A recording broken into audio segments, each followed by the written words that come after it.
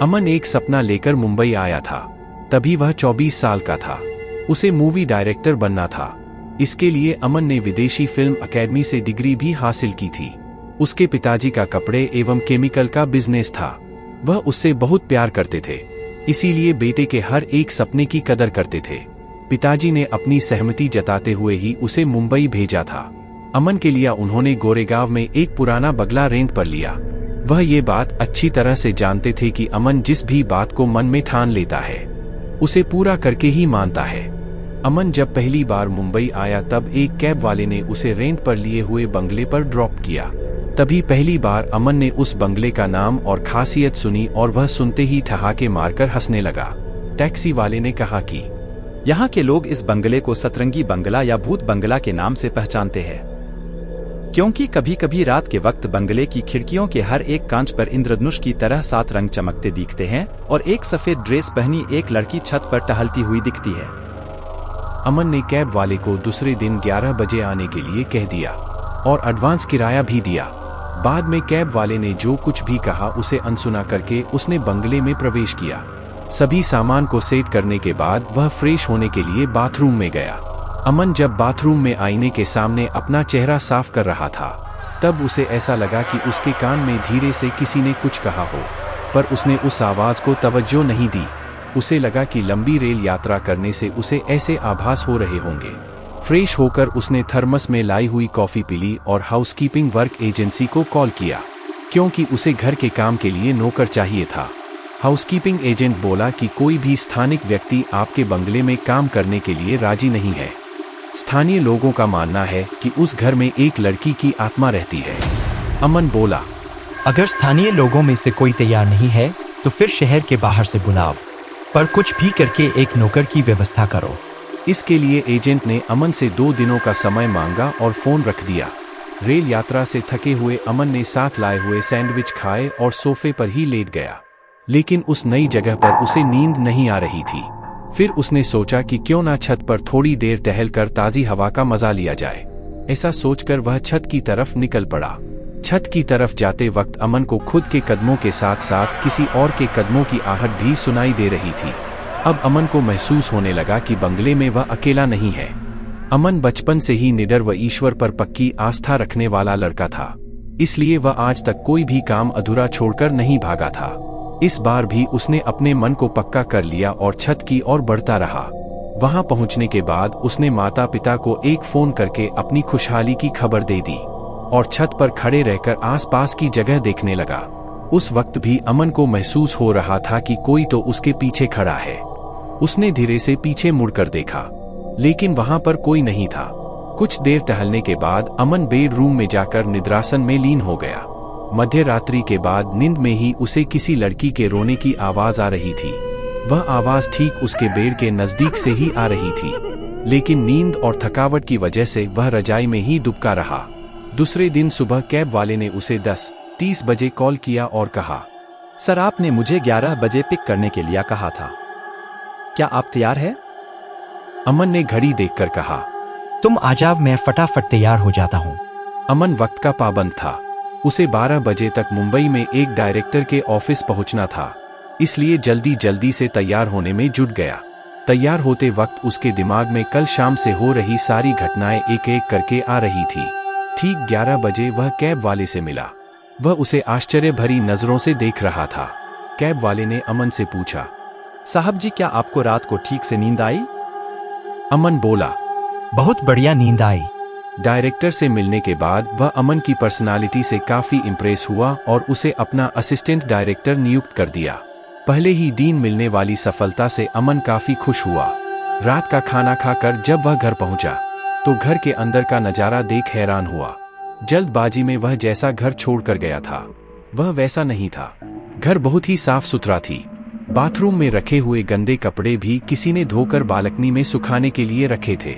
चाय के बर्तन और कप भी धुले हुए थे और भी बहुत से काम जिसे अमन ऑफिस से आने के बाद पूरा करने वाला था, वह सब किसी ने पहले से पूरे कर दिए थे। यह सब देखकर उसे बहुत ही अजीब महसूस हो रहा था। वह सोफे पर बैठकर सोचने लगा कि यहाँ जो कोई भी अमानवीय शक्ति है उसका बर्ताव शायद दोस्ताना है, जो उस शक्ति ने साबित भी कर दिया है। इसके बारे में सोचते हुए अमन सोने चला गया, लेकिन उसे नींद नहीं आ रही थी। फिर भी वह आंख बंद करके लेटा रहा। मध्य रात्रि के समय अमन को अचानक से बेडरूम में किसी के होने का एहसास हुआ और फिर वही रोने की आवाज आने लगी। वह बिस्तर में से उठकर बैठा और अपने आसपास नजर घुमाई और हिम्मत करके पूछा, आप क्यों रो रही हो? मुझे यह तो पता चला कि आप किसी को नुकसान पहुंचाने वालों में से नहीं है। कौन है आप?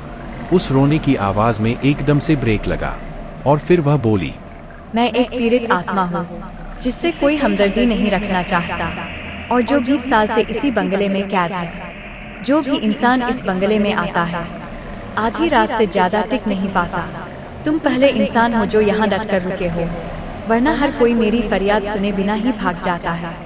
अमन उस आत्मा की बात गौर से सुन रहा था। आत्मा की बात खत्म होने के बाद वह बोला, इस बारे में आप मुझसे बात कर सकती है। मैं आपकी मदद जरूर करूंगा। अगर ईश्वर ने चाहा तो सब ठीक होगा। मेरा नाम अमन है। आपका नाम क्या है? आत्मा ने जवाब दिया, मेरा नाम छाया है। अमन बोला, तो छाया, तुम्हारी इस हालत के लिए कौन जिम्मेदार है? और इस घर में तुम कैसे कैद हो गई? आत्मा तो कहीं भी आ जा सकती है ना? उसने कहा, तुम ठीक कह रहे हो अमन, पर मेरी इस हालत के लिए जिम्मेदार और कोई नहीं बल्कि मेरा पति है। उसने ही मेरी आत्मा को इस घर में हमेशा के लिए कैद कर दिया है। मरते वक्त मैंने भगवान को साक्षी मानकर यह कसम खाई थी कि मैं मरने के बाद भी उससे बदला लेकर रहूंगी। अमन ने पूछा, पर ये सब हुआ कैसे? फिर छाया ने अपनी कहानी बताई। वह बोली, इस बंगले का मालिक एक फिल्म प्रोड्यूसर है। मेरी और उसकी मुलाकात एक नेता की बर्थडे पार्टी में हुई थी और धीरे धीरे उसने मुझे अपने प्यार के माया जाल में फंसाकर मुझसे शादी कर ली। मैं उसके प्यार में इतनी अंधी हो गई थी कि मैंने अपने माँ बाप को भी छोड़ दिया। इतना कह के वह फिर से रोने लगी और बोली, उसने मुझे जहर देके तड़पा तड़पा कर मारा।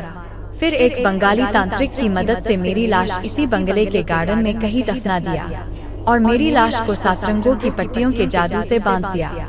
इसी वजह से मैं इस बंगले में कैद हो गई।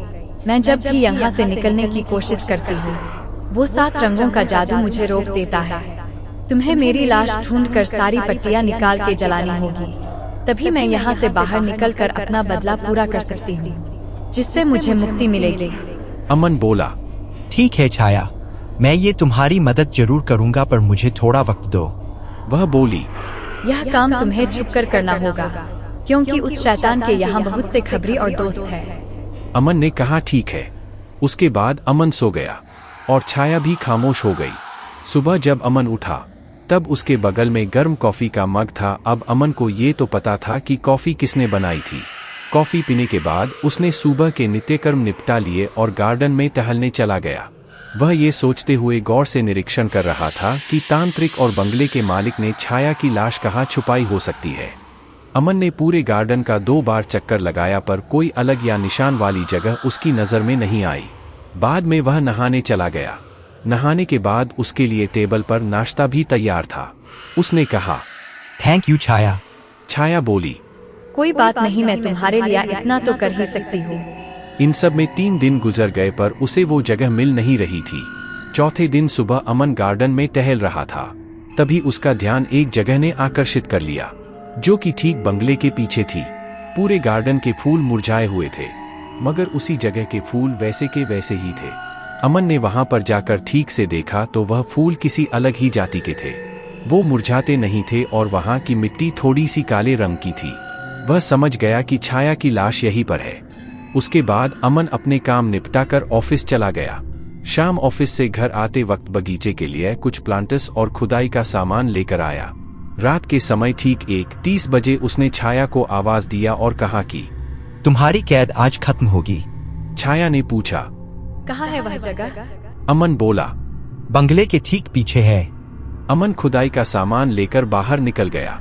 किस्मत से पड़ोस के बंगले वाले लोग किसी अवार्ड फंक्शन में गए थे, इसलिए खुदाई में दिक्कत नहीं हुई। खुदाई करते करते उसे छाया की लाश दिखाई दी, जो 7 रंगों की पट्टियों में लिपटी हुई थी। जब अमन सभी पट्टियां चाकू से काटकर अलग अलग कर रहा था, तभी उसे यह देखकर ताज्जुब हुआ कि छाया की लाश अभी तक वैसी की वैसी ही थी। अमन ने समय बर्बाद ना करते हुए एक स्टील बॉक्स में सभी पट्टियां डालकर जला दिया। पट्टियां जैसे जैसे जल रही थी वैसे वैसे लाश भी जल रही थी। पट्टियां पूरी तरह नष्ट होने के बाद उसने लाश की तरफ देखा, तब लाश भी राख बनकर उड़ चुकी थी। उसी जगह अमन ने दूसरे फूलों के प्लांट्स लगा दिए और घर के अंदर चला गया और उसने छाया को आवाज दिया। छाया, तुम कहाँ हो? क्या तुम मुझे सुन पा रही हो? तब उसका कोई प्रत्युत्तर नहीं मिला। कुछ देर इंतजार करने के बाद वह सो गया। सुबह जब अमन की आंख खुली तब उसने टेबल की तरफ देखा तो टेबल पर चाय का कप नहीं था। फिर रोज की तरह वह ऑफिस चला गया और शाम को जब वह घर वापस लौटा तब मेज पर गर्म कॉफी का मग उसका इंतजार कर रहा था। वह देख उसके चेहरे पर मुस्कान आई। अमन ने खुशी से छाया को आवाज लगाई। इस बार छाया उसके असली रूप में अमन के सामने आई और अमन को धन्यवाद किया। कहा, मैंने अपना बदला पूरा कर लिया है। आज पूर्णिमा की रात मुझे मुक्ति मिलेगी।